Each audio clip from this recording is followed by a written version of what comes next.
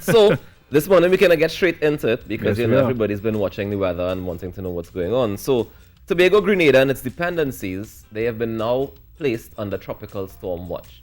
So we're going to check in with the team at TEMA for an update on the situation in Tobago and how they're preparing for possible impact. Welcome to the Now Morning Show. Director of the Tobago Emergency Management Agency, Mr. Alan Stewart. Good morning.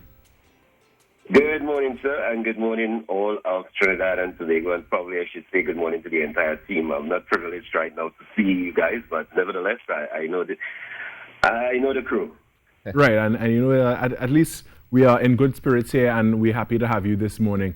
Now, tell us what are the latest... You have classified it as Fantastic Friday, and indeed, outside look as though it's going to be a fantastic Friday. Nobody think that there is probably, if you don't know, you don't think that there is a storm out there. That's right, that's right. Yeah. Tell us the latest developments on the storm, Gonzalo.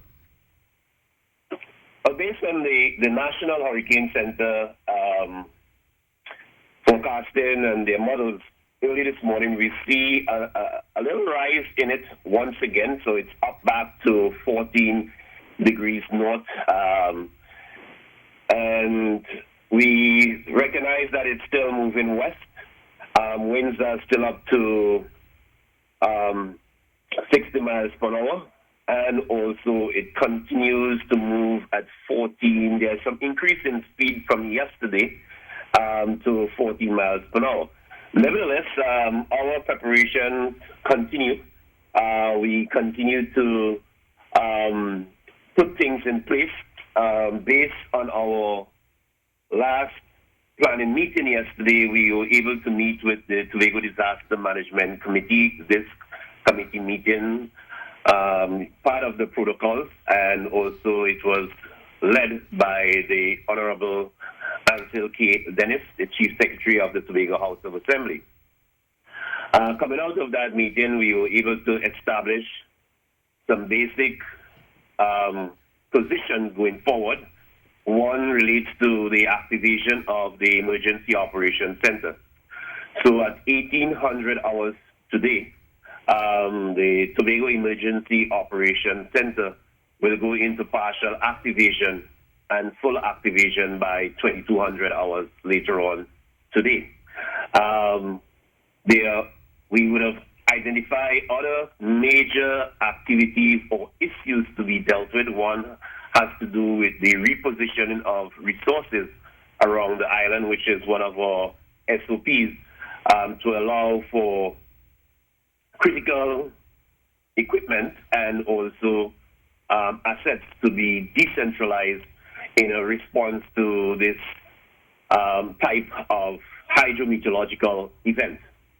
So that being said, I feel a bit comfortable that we are ready for the response phase.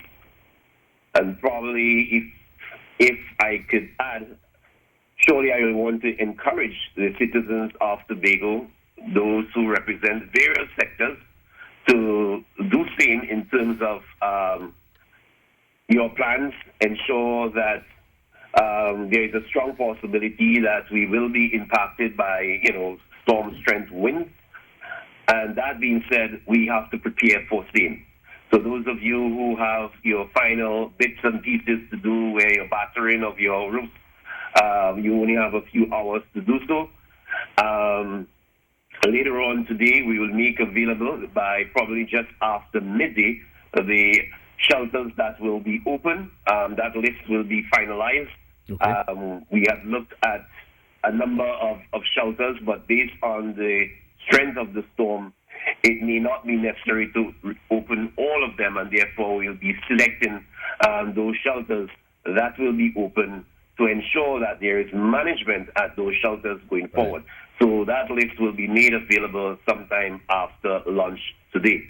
And therefore, I think it will place us and the population in a position that we can deal with this threat. Nice. Mr. Stewart, can you tell me where the information will be made available? This information will be made available via various means. Our Facebook page. Also, we will make it available through news releases and also through our various apps. So the TEMA Virtual Vision app shows the listing of all the shelters. Those shelters that will be made open will be seen open on the map itself. So when you click on the shelters, you will actually see what shelters are open, the location close to you. From where you are, the app can provide you with that information as well.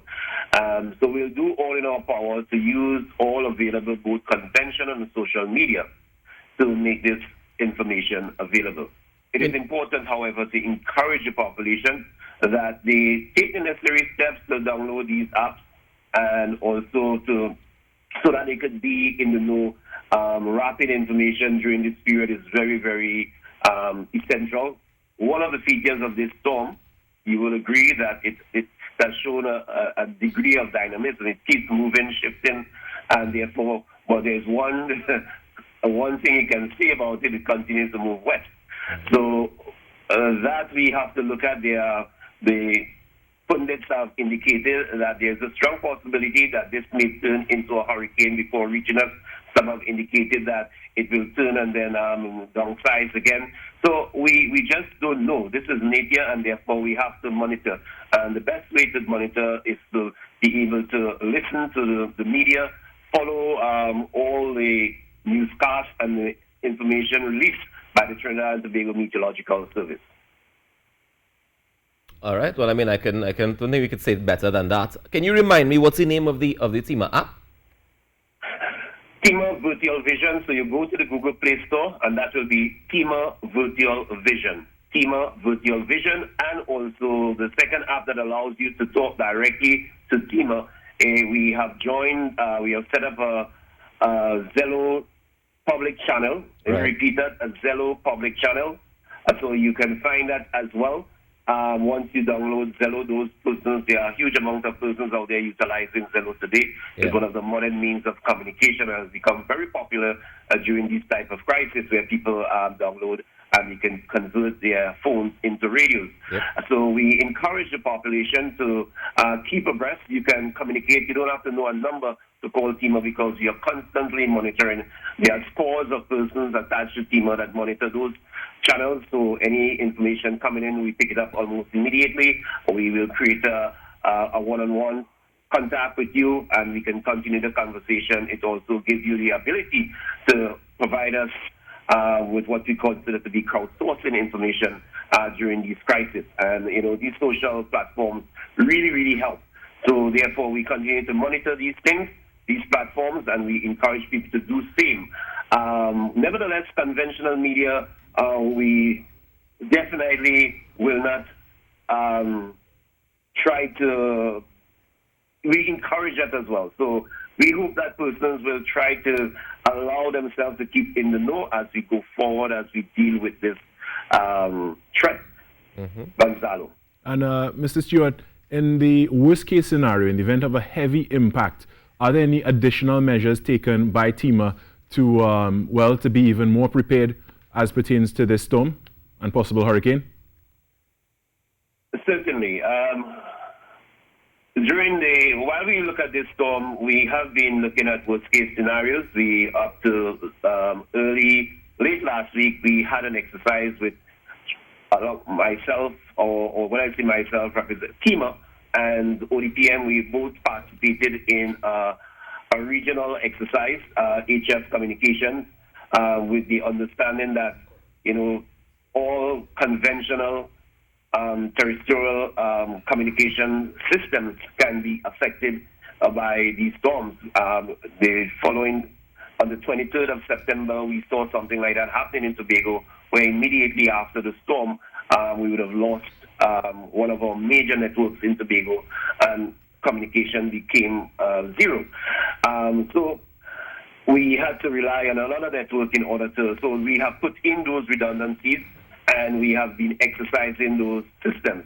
We also look at what in the aftermath, if this thing is going to be heavy and we have to engage CDMA, and other aid coming into the country, we exercise, and we also were able to identify the process by which those things will be done. For example, there's DANA, what you call a damage assessment and needs analysis continuum.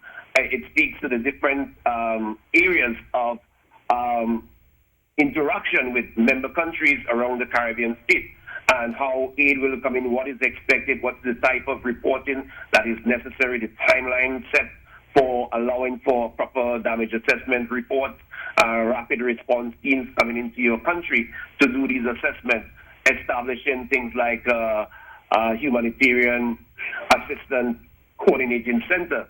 These are things that are pre-positioned with strict protocols that we will follow, and so that we will be able to bring aid if, as you said, if this thing hit the fan in a particular way where we are overwhelmed. Also, the TEMA has been providing us with the necessary support up to the last 24 hours. Quietly, they have been shifting things to Tobago. I think there's another shipment that is due later on today where they are moving resources across Tobago to ensure that there is a level of readiness where, maybe I should say that, as a result of TS Karen last year, much of our resources were depleted. And therefore, we are doing everything in our effort to ensure that we have the necessaries in order to respond. So we are looking at those worst-case scenarios. We hope it doesn't reach that far based on this, the strength of Gonzalo, but one can never tell. So we are doing all that we can to prepare. All right. Well, with that, I want to thank you. And, it seems that your preparation so far is on point. And I want to thank you, Mr. Alan Stewart, Director of Tobago Emergency Management Agency, TEMA, for chatting with us. And we will keep in contact with you to get further updates as to what is happening with Tropical Storm Gonzalo.